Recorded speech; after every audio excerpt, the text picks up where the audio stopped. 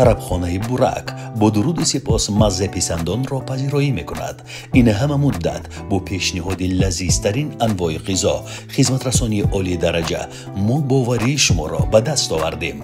از این به بعد باز هم لذیذتر و بالاتر و زیباتر. بورک، فضای کاملا دوستانه. تلفن برای فرمایش 99 999 2008.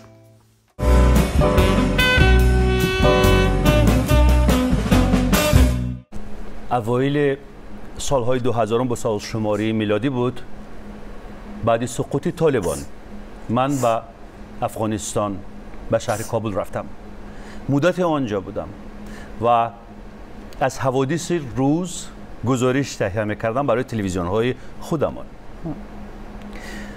در لحظه های فارغ از کار به خیابان های کابل سر می‌زدم، چون مردم افغانستان میگویند به سر سرک ها می برآمدم. از هر دکان و از هر پنجره، از هر روزنه و از هر دریچه یک صدای خیلی دلانگیز به گوشم می رسید. اون فیته رو من خریداری کردم، نمیدونم از کدام یک دکان از سرک های شهر کابل که ترانه های خیلی دلانگیز داشت و صاحب این ترانه ها فرشته بود. فرشته سما، خواننده معروف و نامدار افغانستان. آن فیته رو گشته و برگشته گوش میکردم در اتاقم در هتل اینترکانتیننتال کابل و هیچ وقت حتی حدس نمی زدم که روز فرا می رسد و من این فرشته نازنین و زیبا را از پیش می بینم. ولی امروز ببینید زندگی چقدر سورپرایز های ناگهانی دارد. امروز در برنامه ناگفته ها فرشته سما مهمان جان من است. جیل، صفت، زیباگی، کم مصرف و اقتدار. فرشته جان خیلی خوش آمدید. درود همه رو بر شما میرسونم. قربان شما، سلامت باشین، زنده باشین. سلام به سرزمین دلها، سلام به دیاران ادب و فرهنگ و همچنان به مردم نجیب و عزیز و گرامی همزبان ما، همزبان تاجیکستان. ببخشید یک چیز نوشته کرده بودم یا یادم نره براتون بخوانم. به حساب سلام. تاجیکستان سرزمین جان و تن، کشور زیبا و سرسبز و چمن، می سراید از دل و جانش سما، می سراید از دل و جانش سما تا کند اظهار عشق خویشتن. امروز بسیار خوشحال هستم که امیدوار هستم بتانیم با صحبت‌های خود، با آهنگای خود گلغنچه های لبخنده برای مردم عزیز خود باز کنیم. همان هی یارم قربان سنه بو جانم، یمان اخوالم کی لکالی سیبیدی یارم. تاجیکستان رو چگونه پذیرفتید؟ بار اول از که آمدیم، اما دلم نمیشه که دوباره برم. هر جایی که میرم گپ مرا مردم میفهمن، زبان مرا مردم میفهمن. بله. و یک چیزی که در شهرهای اروپا نیست. نه اصلا خودم من اینجا بیگانه فکر نمیکنم. فکر میکنم که در دامان مادر خود پس آمدیم، باور کنین. و یک مردم مهمان نواز، مردم پاکدل، مردم خوش صحبت، مردم واقعا صادق، مهربان و از همه مهمتر برای من که هنرپرور هستند. اینا اینقدر ادب و هنر عاشقانه، هنر و هنرمند دوست دارن که ای کاش که در افغانستان ما هم یک حالت باشه که مردم عاشق موسیقی باشه و موسیقی را واقعا احترام کنن. متاسفانه که در این سالهای جنگ و سالهای بدبختی اما فرهنگ و علم و ادب آرام آرام رخت بسته میکنه از افغانستان ما و با حالتی که هست موسیقی سازا شکسته میشه و غیره و غیره. خلاصه دی بارا نمیریم که درد دل ما زیاد است، دی سمتا نمیریم، رشته سخن دوباره به خود شما میتونم. اما این سمت هم خیلی سمت جالب است، چون ببینین سازهای موسیقی را شکستند اما عشق موسیقی را در دلهای ما شکست ندادند. بله. شاید در افغانستان صدای موسیقی را فعلا خاموش کردن. ما او تریبیون، او استیج ها، او کورس ها و او اجراها را دیگر یا او میدیا را، او تلویزیون ها را در افغانستان نداشته باشیم. درست است، اما فضل خدا که شبکه های اجتماعی هست، تلویزیون های خارجی هست، تاجیکستان هست و هنرمندا در هر گوشه و کنار ما فکر میکنم فعالیت های بیشتر میکنن از قدیم کرده، به خاطر از اینکه هیچ وقت نمیتونن که زندگی را استاد کنن. درست است، زندگی همیشه ادامه داره و ما فکر نکنم که حالت همیشه اتبانه. آرزو میکنیم که یک روز در کابل و در دیگر شهرهای افغانستان کنسرت های محتشم فرشته سما برپا بشود و اخلاصمندان هنرش، علاقمندان هنرش کیف کنند. فرشته ای که محض به خاطر پایدار نگه داشتن هنر به دنیا آمده است. و من میدونم فرشته جان که شما دو خواهران خیلی قشنگ و زیبایید که در میان فارس زبانهای دنیا نام برآوردید.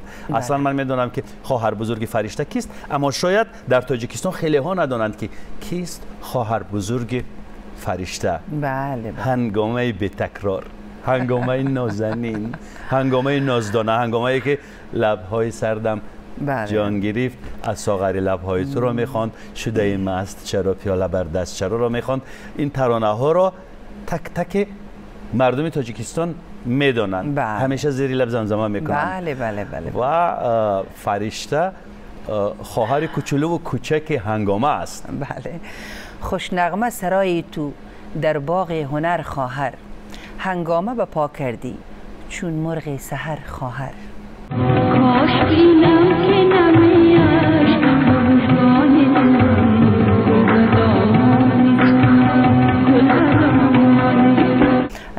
هر طرف که میرم گل به دامان تو هم زمزمه میشه. هنوز هم فکر کنین 37-38 سال است ما آلمان هستیم. من 7 سالم بود و هنگامه جانم نوجوان بود، 19-20 سالش بود و هنگامه جان دوره کاریش در افغانستان 4 سال 5 سال بوده، یعنی بسیار جوان به طرف آلمان رفتیم. چی اتفاق افتاد از اول میتونید برای من بگید؟ چرا نه آرزوی عزیز. ببینین شرایط بسیار دشوار بود و حال دشوارتر شده. رژیم که امو وقت سر قدرت بود دوست داشتند که هنرمندا به طرفداری و برای حساب تبلیغ و اعلان و تبلیغ و برای تشویق از امو رژیم بخوانن و این بسیار کار مشکل است. شما ببینید در امو زمان محترم نینواز از بین برده شد. احمد ظاهر استثنایی که واقعاً از وقت خود کرده، از دوران خود کرده، شاید 200-300 سال پیشتر بوده، از بین برده شد، کشته شد و برای خواهر ما همچنان و برای ما همچنان بسیار مشکل بود. پدر ما هنرمند بود. پدر ما در زمان جوانی نوجوانی در هندوستان تحصیل کرده، در رشته فیلم و در رشته کارگردانی و فیلم در هندوستان تحصیل کرده. در افغانستان پیش از اینکه تلویزیون ایجاد شود، یعنی چینل تلویزیون بیاد، در رادیو پدر ما آوازخوانی میکرد، مادر ما در ریاست رادیو تلویزیون کار میکرد، خواهر ما یک چهره شناخته شده و محبوب دلها بود. بر ما بسیار زندگی سخت شده بود. شما فکر کنین شما تمام خانه، جای زندگی، اصالت، رسالت، تمام دار و ندارتان اعلا کنین، تقسیم کنین، اعلا کنین و مجبور شین با 2 بکس یا 3 بکس وطنتان ترک کنین برین و او هم از راه قاچاقی، از راه پاکستان و از راه به حساب صحرا و کوه و دشت و گاه با موتر، گاه با پا، گاه با اول رفتیم پاکستان. اول رفتیم بله از طرف قندار رفتیم، باز راه قندار و راه نمیفهم کدام راه میاد دیگه پاکستان رفتیم. از پاکستان هم در پاکستان هم ما آرامی نداشتیم. از یک هتل به دیگه هتل، از یک هتل به دیگه هتل، به خاطر که او زمان چرا از یک هتل به دیگر هتل؟ یگان خوف، یگان خطر خوف بود، خطر بود. بله بله، به خاطر میگفتن مجاهدینی که وقت سر قدرت بود، اونا خبر شده بودن که فامیل هنگامه آمده از افغانستان و مادرش، پدرش، گفتم ما به حساب فامیل شناخته شده بودیم و اونا میگفتن خب شما خلقی هستین، پرچمی هستین، اینا رو ما باید بگیرن از بین ببرن بکشن. بله، به مخاطر از یک هتل به دیگه هتل میرفتیم تا که بالاخره کارای ما شد و باز ما حرکت کردیم آمدیم. چند مدت در پاکستان ماندید؟ در پاکستان فکر میکنم یک 3-4 ماه ماندیم، فضل خدا زیاد نماندیم. بله، اموجه یادم میاد که امی محافظین و پلیسا و اینا وقتی کنترل کردن، چک کردن که اینا کی هستن، از سرحد به بسیار مشکل مردم میتونست بیرو بره. ما از سرحد نماندن که ما تیر شیم، از سرحد نماندن که تیر شیم. فکر میکنم که اونا اشتباه داشتن که امی فامیل هنگامه است. به خاطر ازی که در سرحد از ما میپرسیدن که شما کاستای هنگامه را دارین و ما نفهمیدیم که اینا چرا سوال میکنن. مادرم و پدرم اینا میپلدن که در بکسک خود که اگر کدام کست هنگامه باشه که برشان بتن و فضل خدا که کست های هنگامه را من خورد بودم، تمامش گرفته بودم برای یک پارخونده خود برام صنفی خود داده بودم در مکتب. اگر او کست می بود خوب نمی بود برای ما، یعنی یک امتحان بود که اینا کست هنگامه را دارن، اینا کی هستن، اینا فامیل هنگامه هستن یا نیستن. کستا را من همیشه توفه داده بودم، خورد بودم. فرشته جان چهره هنگامه را نمیدیدن؟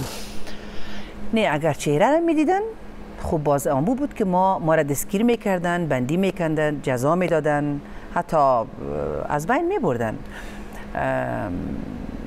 هنگامه در چهرهش یگان تغییر کرد؟ نه عزیزم، ببینید ما چادری پوشیده بودیم، برقه پوشیده بودیم. برقه میگن چی میگن؟ از اون چادرایی که فقط اینجاش سوراخ داره. همه ما خود کوچی ها تیار کرده بودیم، مثل کوچی ها. از شناسنامه ندیدن، نخوندن اسم هنگامه رو از شناسنامه ها و اسنادی که با خود داشتیم؟ عزیزم، ما پاسپورت های ساختگی کرده بودیم، ما خب حساب قاچاقی رفتیم. اگر ما شناسنامه رو با خود میبردیم خب بس میتونستیم با هواپیما رسما بریم.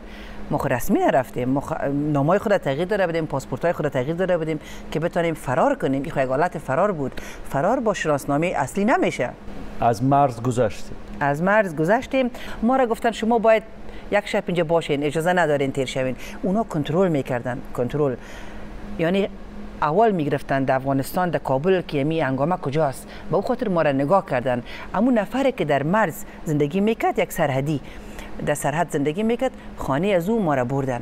او آدم یک آدم نیک بود، شریف بود که امرای ما کمک کرد. نصف شب، نیم شب ما را گذاشت که ما فرار کنیم بریم. در سرحد هم یک قصه جالب است که خواهر خوردم که نایجان نام داشت که او سفید و مقبول و زیبا بود. امی سرحدی، امی آدم که گفتم در سرحد ما را جای داد، خانمش آمده بود. خانمش دیگه رویای دخترکای نوجوان، من که خورد بودم 7 ساله بودم، رویای نایجان خواهرای من بالا میکرد، میگفت که باش که من کدام از این مقبول است که من به شوهر خود یک زن نو میگیرم. بر شوهر خود یک زن نو میگیرم. البته شوهرش 4-5 تا زن داشت. خب و این زن آخری هم مثلا یا زن اول دوم نمیفهم، اسادت های عقده های. پدر و مادر شما چی بود لابلای این حرف، این مزخرفات؟ اما یکی از خانم‌ها 4-5 خانم داشتی آقا. روی نایجان دید؟ میگفت که نمی دخترک مقبول است، سفیدک است، امیرم ایره نگاه کنیم. خدای من، شما برید ایره نگاه کنیم. باز مادرم گفت که خب نه یانوس خورده است، ما اوجا میریم تو این کار میکنیم. بانه ها کرد، شیرین زبانی کرد که امی دختر به شما میتیم. امی دختر که یک ذره جوان شود 2-3 سال بعد من خودم میارم به شما میتم. قول است امی دختر از شما به نام شما. نایجان الان در کجاست؟ آلمان هستن، همشون آلمان هستن. میخواهم که روز و روزگاران خودتان را در آلمان شرح بدهید، اما فقط بعد از یک ترانه زیبا. میتونیم؟ چرا نه.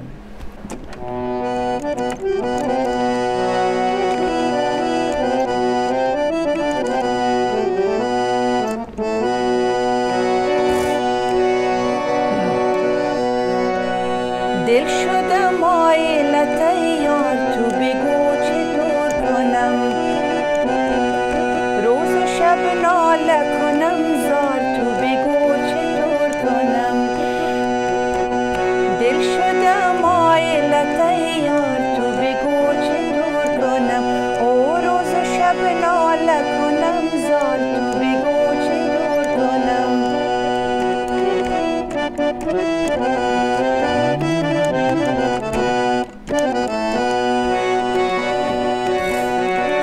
میکنی بانه و جنگ بی سبب خلق متنگ میکنی بانه و جنگ بی سبب خلق متنگ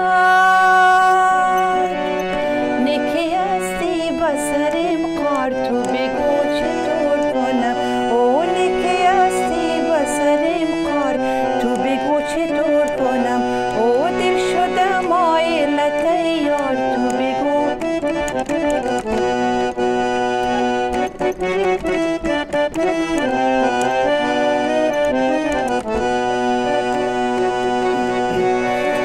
میروی غمزه زنان مرا نادیده روان میروی غمزه زنان مرا نادیده روان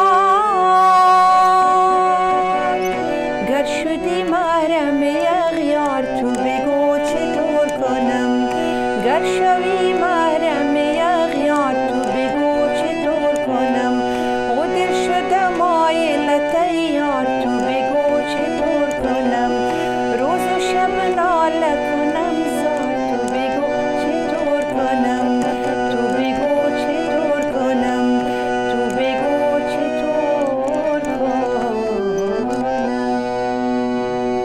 براو براو. عجب.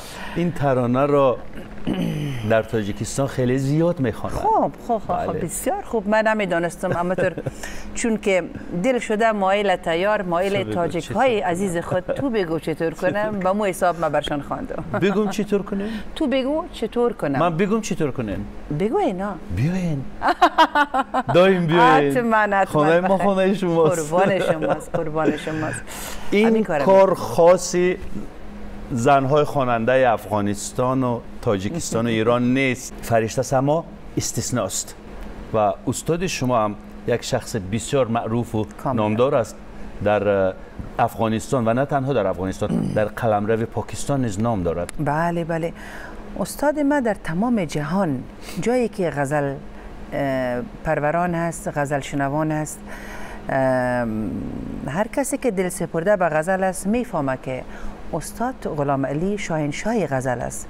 در هند، در پاکستان، در افغانستان، در هر جایی که در تمام امریکا جایی که مردم غزل میشنوند و همچنان یگان راز و رمزهای موسیقی را همچنان از استاد فتحی علی خان، از استاد فتحی علی خانه که کلاسیک خان است، غزل خان است. بله. اما بسیار مهم است که یک هنرمند بتونه بنوازه. به خاطر شما ببینید، شما مثلا میگین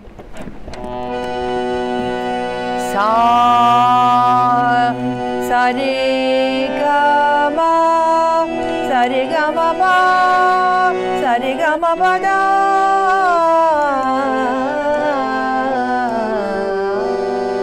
این سرا را که شما اگر نتونین بنوازین بسیار مشکل است که آدم از گلون خود ایره خارج کنه و تمرین کنه، صبحانه بخونه، پرکتیس کنه. بسیار گپ ضروری است. بله. اما با موسیقی پاپ روز نظری شما چگونه است؟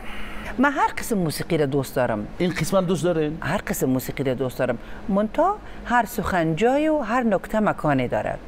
هر سخنجایی. ولی موسیقی را دوست دارم، موسیقی شاد، پاپ هم دوست دارم. منتها موسیقی شاد و پاپ هم باید سویه داشته باشه، باید کلاس داشته باشه، شعرش زیبا باشه. مثلا ببینین یک شعر است که میگه دل من زین همه غم ها فسرده، لیلا ناز داره لیلا سر جنگ داره با ما، توانم را غم عشق تو برده، لیلا ناز داره لیلا سر جنگ داره با، دریغا روزیایی بر سر من، لیلا ناز داره لیلا سر جنگ داره با، چراغ عمر من بینی که مرده، لیلا ناز داره لیلا سر جنگ داره با ما. یعنی منظور ما این است که من هر قسم موسیقی را دوست دارم، به شرطی که امو موسیقی مثلا یک کلاس داشته باشه، یک سویه داشته باشه. موسیقی مست هم مثلا امو اصالت خود داشته باشه. مست که نمیشه که موسیقی مست خراب باشه. چی کنم که از توی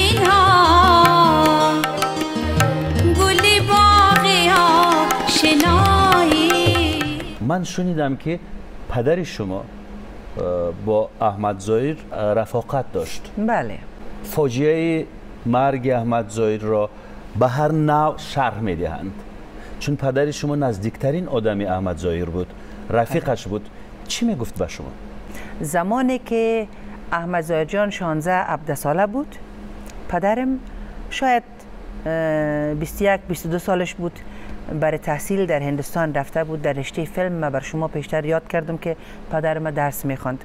هم دوره های پدرم آدمای بسیار معروف هستند که میل در بالیوود نام بسیار نام های بزرگ دارند، مثل جیا بادری، خانم امیتابh بچن، مثل شتروگن سینا، مثل اسرانی، مثل دنی، هنرمندای بسیار تاپ هندوستان هستند. خب دمی دوره امرای پدرم اینا در پونه انستیتوت اینا درس میخواندن و او زمان پدر احمد ظاهر سفیر بود، سفیر افغانستان بود در هندوستان. و او زمان احمد ظاهر جان قدر معروف نبود، مشهور نبود. یک دو آهنگ خوانده بود، یک دو آهنگ در مکتب و او زمان به نام بلبل حبیبیه یاد میشد. بعدش او زمان احمد ظاهر جان خانه ما در هندوستان می آمد، رفت رو میکرد، با پدرم آشنایی داشت، دوستی داشت و نه تنها با پدرم، با امو دوره امو 10-15 نفره که از افغانستان بورس گرفته بودن رفته بودن بر تحصیل در هندوستان، با تمام امی 7-8 نفر و مخصوصا با پدرم احمد ظاهر جان دوستی داشت، رفت رو میکردن، خانه می آمدن. مادرم قصه میکنه احمد ظاهر جان 16-17 ساله بوده و خانم هنگام خواهر بزرگ ما وقت 7 ساله بوده. 7 ساله بوده که از اون دوران عکس‌ها همه هست. در میدالیس میگه احمد ظاهر غذا را که امینانه که میخورد استاد میشد، از یک طرف به دیگر طرف، از یک طرف به دیگر طرف میرفت، قدم میزد، رفته فقط زمزمه میکرد، فقط آواز میخواند. آواز میخواند پیش خود. و مادرم آن زمان برای پدرم میگفت که متوجه باشی، یادت باشه که یک وقت امی پسر، امی بچه پر آوازه ترین هنرمند افغانستان میشه. بعد دیگه خاطره هم راجع به فاجعه مرگ احمد ظاهر چی گفتند؟ احمد ظاهر بسیار زیاد دشمن داشت، به نهایت زیاد دشمن داشت. چندین مسئله بود، مخصوصا مسئله خالده. این خانم با یک وزیر دوست بود و این خانم عامله میشه و عامله از کی؟ عامله دار از اون کسایی که باش دوست بودن دیگه. از احمد ظاهر نه خیر، قطعا. بعدن چون این مخفیانه این دوستی پت بود، او وزیر خانم داشت، برای دختر میگه که من با تو ازدواج کرده نمیتونم، چی کار کنیم؟ الان دختر آرام شکمش بلند میشه و این عامله دار است. بعد خالده میگه خو خیلی وقت تو با ما ازدواج کرده نمیتونی، احمد ظاهر به ما بگی. او وزیر میگه چی من بر تو هر کس را که میگی بر تو امور میگیرم، مگم ما تو دوست هستیم، مگر کسی باید خبر نباشه؟ نه، به خاطر مقامش و نامش و عشق خب پت امروزی در دوست. حماقت باز احمد ظاهر در محکمه ایره بزرگ امی به قدرت کنا داشتن، مجبور میکنن که زن نکاح کنه، ازدواج کنه. و احمد ظاهر جان این قصه را خواهرش گفته در تمام مصاحبه‌های خود. ظاهر جان این قصه را گفته که احمد ظاهر تصمیم داشت که بعد از اینکه طفل به دنیا بیایه به حساب از معاینه دی‌ان کنه، معاینه کنه خونشه و برای جهان و برای افغانستان ثبوت کنه که این طفل از احمد ظاهر نیست. این خانم میکشن، امیال کسی که این خانم کشته هست در آلمان است. این خانم کشته میشه، بعد این اتهام و این تهمت به پای احمد ظاهر میشه که تو این خانم کشتی، گویا کشتی. و امو روز که زن کشته میشه، احمد ظاهر در اینترکانتیننتال کنسرت داشت. این تمام چیزی است که خواهرش قصه کرده در مصاحبه خود. احمد ظاهر کنسرت داشت، احمد ظاهر با یک 10-15 نفر بندی میشه، زندانی میشه و بالاخره با ثبوت میشه قاتل امی خانم پیدا میشه. قاتل امی خانم به نام حشمت، یک بچه پیدا میشه. باز احمد ظاهر دوباره رها میکنن. ولی احمد ظاهر هیچ وقت به حساب با این خانم اگر مجبورم کردن که ایره نکاح کنه تو زندگی باش نکرده، تو عاشقانه ایره دوست نداشت دیگه. یک چیز مجبوری بود، یک چیز مجبوری بود که همیشه خودش برای انگامه جان و برای مادرم یاد میکرد. میگفت مادرم در رادیو تلویزیون، در ریاست رادیو تلویزیون کار میکرد، میدید هنرمند داره. پدرم همچنان کار میکرد در تلویزیون. بعد گاهی که سر میخوردن میدیدن یگان قصه ها میشد بینشان صحبت میکردن. حتی احمد ظاهر جان به مادرم گریه کرده گفته بود که صابره جان من قاتل نیستم، این دستا برای کشتن نیست، ما زن نکشتیم. یک چیز واضحه است که ما میفهمیدیم، همگی میفهمیدن. بعد امی قماندان عمومی امنیت کابل که تلون نام داشت، امی خالده خواهر زنش بود. امی انتقام گرفت که احمد ظاهر با او زن دوست نداشت. او زن بالاخره کشته شد. او که چه قسم کشته شد، چرا کشته شد، او یک داستان علیحده داره. به هر حال باز احمد ظاهر به اندازه دشمن زیاد داشت، به خاطر شهرتش، به خاطر که پدرش در سیاست بود، صدر اعظم بود، خود از این محبوب دلها بود و این مسئله خالده و دیگه بالاخره همچنان بسیار مجبورش میکردن که برای تبلیغ او رژیم بخونه که دوست نداشت. احمد ظاهر برعکسش اجرا میکرد. مثلا اونا دوست داشتن، میگفتن تو باید یک آهنگ برای خلقیا بخونی، برای رژیم بخونی. احمد ظاهر وقتی که میرفت میخواند برعکسش میخواند. بالاخره با رژیم سازگاری نداشت، با این رژیم و از بین بردنش. احمد ظاهر از خانهش دسیسه ساختن، پلان کردن، آمدن با 2 دختر و یک پسر که دوست خود احمد ظاهر بود، بردنش در راه به حساب میله و تفریح و اونا، بردنش در راه سالنگ. به شما معلوم است امو روزی که تولد شده احمد ظاهر، دمو روز او را بردن، زدنش، تکش کردن، کشتنش در روز تولدش. بله. باز بالاخره با مرمی در شقیقیش هم زدن با مرمی.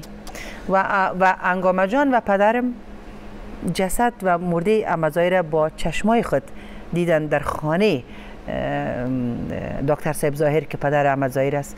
در خانهش رفتن، تمام جسد و مردهش از نزدیک دیدن که شقیقه‌اش در شقیش فیر کرده بودن. بله. میخوایم بگوییم که خانمش فخریه جان تعریف کرده، قصه کرده در یکی از مصاحبه های خود، گفته که چند روز پیش از کشتن احمد ظاهر یک آدم میایه، یک آدم با وجدان، یک آدمی که از امی دسیسه، از امی پلان خبر بوده، مثلا امی تلونشان و امی کسایی که پلان نکردن، و فکر میکنم امی سیاستمداره امو زمان که امی آدم هم دمو جمع امی سیاستمدارا بوده و تمام سر و کله و به حساب روی و جسم و تن خود با شال میپیچانه، پت میکنه خود کاملا پت، آینه کارم میمونه، ریش میمونه، کاملا پت که هیچ کس نشناسه که کی است. و در دست خود یک بوتل شیر و اینا رو میگیره، یعنی به عنوان به نام شیرفروش میاد در خانه از یا تک میزنه و برشان میگه که از برای خدا شما افغانستان رو ترک کنین، پت شوین، زود برین، زود براین که احمد ظاهر پلان دارن میکشن. این قصه را خانم احمد ظاهر جان، فخریه جان، در مصاحبه خود کرده، در یوتیوب هست این قصه که باز خود پت کرده، یعنی تمام سر خود بسته کرده، چشمایش آینک، هیچ معلوم نمیشه که کی هست، به خاطر از اینکه خانه احمد ظاهر زیر تعقیب بود، هر کس که می آمد میرفت معلوم میشد، کنترل میشد بر دولت که احمد ظاهر کجا رفت، چی کرد، کجا رفت. با او خاطر آدم خود به حساب شیروالا، شیرفروش ساخته بود و برشان میگه. و باز خانم احمد ظاهر جان گفته که ما هم تصمیم داشتیم که برایم، فقط میگم یک جمله را گفت و دوید رفت، دیگه نگفت که کی هستم، نام خدا بگویه، خدا به حساب چهره خدا معرفی کنه، فقط گفت که شما افغانستان رو ترک کنین که احمد ظاهر میکشن. من خبر دارم، من دقیق خبر دارم، شما باید به زودترین فرصت به یک نوعی باید فرار کنین. باز خانم احمد ظاهر قصه میکنه که ما تصمیم داشتیم که برایم بریم، فقط منتظر امی بودیم که تفلک ما تولد شود، تفلکشان تولد شود و اینا براین دیگه، که باز برابر نشد، وقت، مجال، زندگی نصیب نبود تا دختر شود، احمد ظاهر کشتن. یک ترانه هست که خواهر بزرگ شما هنگامه با احمد ظاهر اجرا کرده است، اما یک نوع محفلی است در تلویزیون اجرا نکردند. بله بله. خب احمد ظاهر جان یک روز خانه ما آمد و امی آهنگ که آسمان خالی است خالی روشنانش را که برد، امیر خواندن و زمزمه کردن و پرکتیس کردن. به می هدف احمد ظاهر جان آمد که خواندن امرای هنگامه جان اجرا کنه. این آهنگ که شما گفتین مجلسی هست، پدرم با یک تایپک بسیار ساده ایره ریکارد کرد، به خاطر از اینکه آهنگ نو بود، این کمپوز نو بود، به یاد خواهرم هنگامه جان بانه و یک پرکتیس بود، یک تمرین بود. امو تمرین امو پرکتیس حتما شما شنیدین که در یوتیوب ها هست. اینو باز در نظر داشتن، احمد ظاهر جان در نظر داشت که ایره با خواهرم هنگامه جان بخوانه یا آهنگ. وقتی که هنگامه جان فردا میره که آهنگ به حساب ثبت کنه امرای احمد ظاهر جان، در قدم اول آقای احمد ولی جان پرسان میکنه از هنگامه جان که دیشب خانه تان کی آمده بود. هنگامه جان که بسیار یک دختر جوان بود، وقت شاید 18-19 سالش بود، 18 ساله 19 ساله بود. میگه که احمد ظاهر جان آمده بود خانه ما.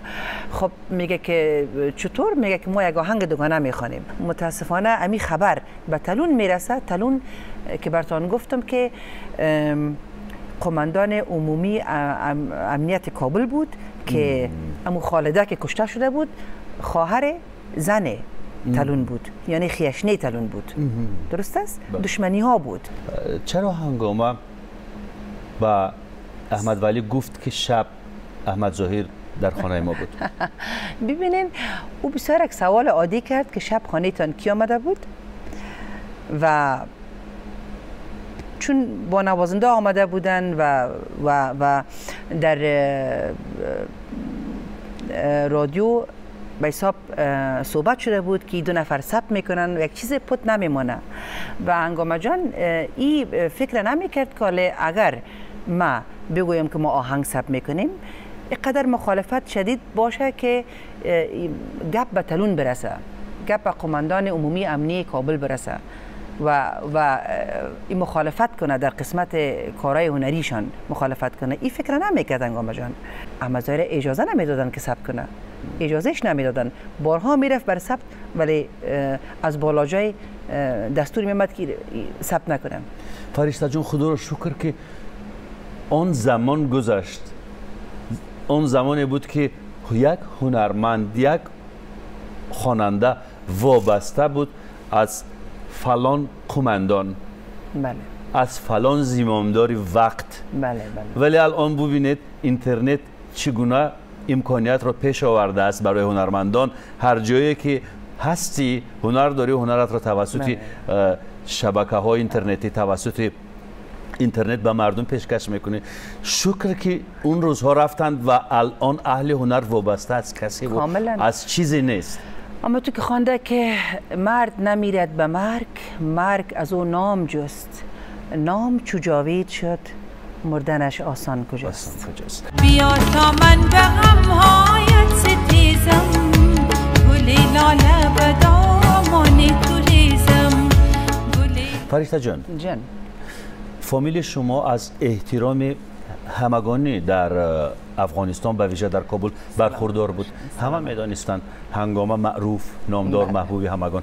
و رفتید به اروپا پناهندگی. بله. در اروپا البته این محبت و این علاقمندی نیست. این حقیقت رو چگونه شما پذیرفتید؟ بله. من که یک کودک بسیار خردسال بودم، البته برای من یک ذره آسانتر بود، ولی من یادم میاد که مادر، پدر، هنگامه جان، اینا همشان بسیار حسرت، به بسیار تأثیر، به بسیار یأس، به بسیار ناامیدی واقعا زندگی را به سر می بردن، زندگی را شروع کردن و دیگه چی میگن امی مجبوریت مادر ایجاد است. مجبوریت. من بر شما امیر میگم که چه قسم زندگی کردن، با پرده های ساز بر شما میگم. بر خاک پا که مردمی افغان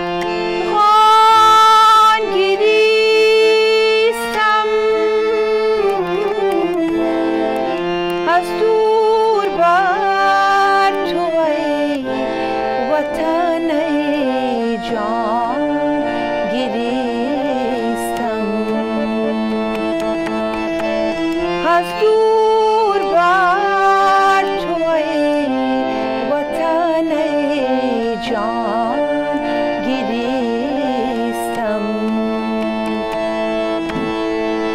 یک جا فتادند یتیمان بی وطن یک جا فتادند یتیمان بی وطن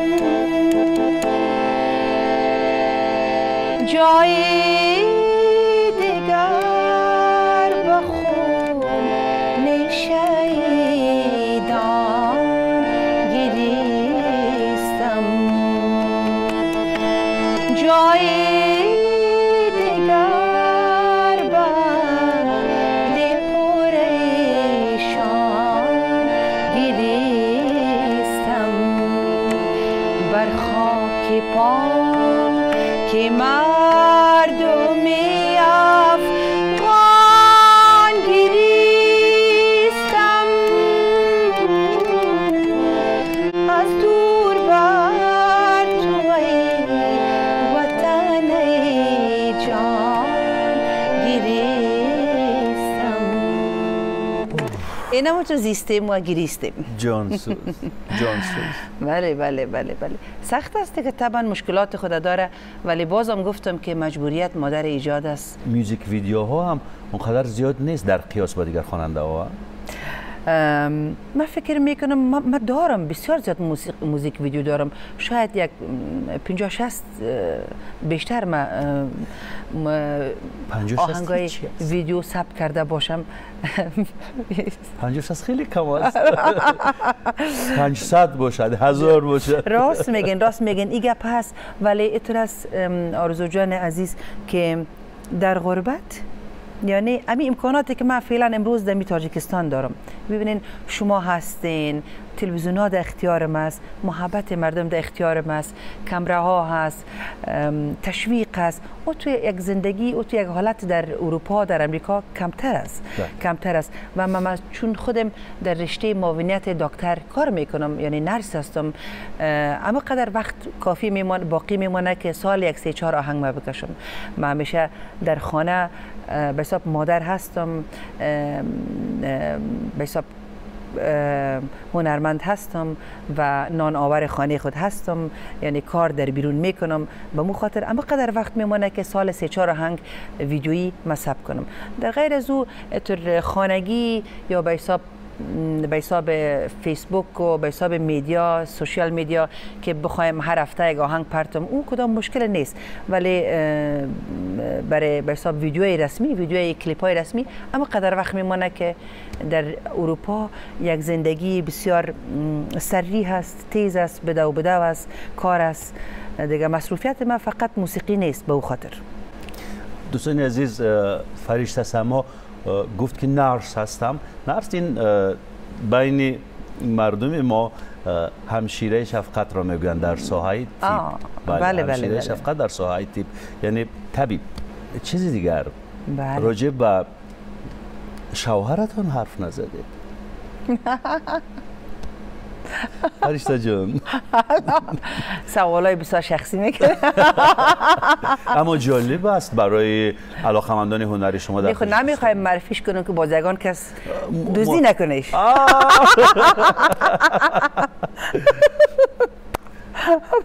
اما از اهل هنر است فقط؟ نه از اهل هنر.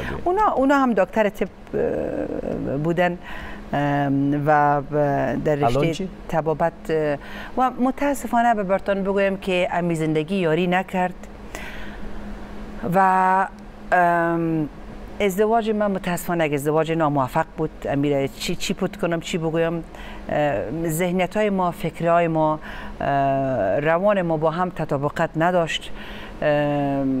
او بسیار زیاد طرف سیاست بود و تعصب داشت. متاسفانه فکرها تطابقت نداشت. باز چند سال زندگی کردید؟ بسیار دوستانه ما جدا شدیم. بله. چند سال زندگی کردید با هم؟ ما تقریبا 5 ساله بودیم. بله با هم. چند اولاد دارید؟